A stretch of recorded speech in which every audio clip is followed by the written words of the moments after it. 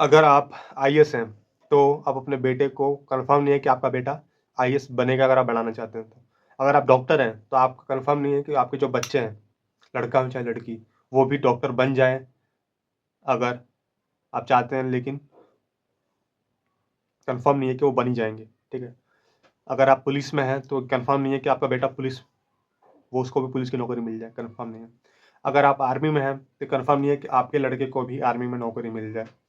अगर आप ऐसी बहुत सारी चीज़ें हैं, जो आप हैं, लेकिन कन्फर्म नहीं है कि अगर आप चाहें, तो वो अपनी मर्ज़ी से अपने बेटे को भी वो चीज़ें दिला सकें और या फिर उसको मिल जाए। लेकिन इंडिया में ऐसे प्रोफ़ेशंस हैं, जो लेगेसी के थ्रू ट्रांसफ़र हो जाते हैं। एग्ज़ाम्पल के तौर पर पॉलिटिशियंस।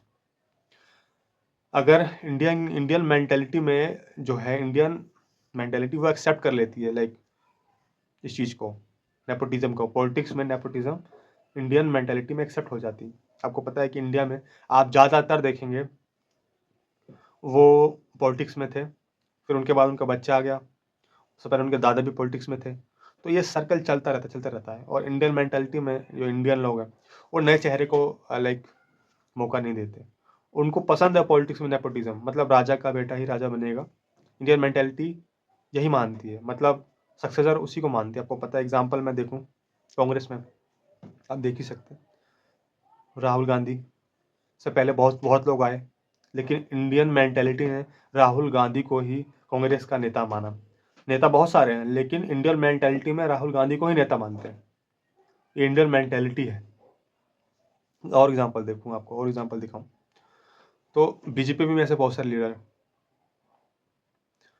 जो पहले कांग्रेस में थे, फिर अब बीजेपी में जा चुके हैं। लेकिन उनके फादर आप देखेंगे पॉलिटिक्स में थे, उनके दादा पॉलिटिक्स में थे। पहले उनके दादा से उनके जो पापा थे, उनको सक्सेसर माना गया। अब उनके बच्चे के बच्चों को सक्सेसर माना गया। एग्ज़ाम्पल के तौर पर महाराष्ट्र का एग्ज़ाम्पल ले लीजिए।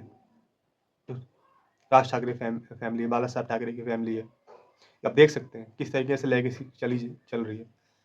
पॉलिटिक्स में नेपोटिज़्म इतना ज़्यादा है कि आप सोच ही नहीं सकते। तो पॉलिटिक्स में नेपोटिज़्म इंडियन मेंटालिटी क्यों एक्सेप्ट करती है? आपको इस पे क्या कहना है, कमेंट्स में लिख के बताइए।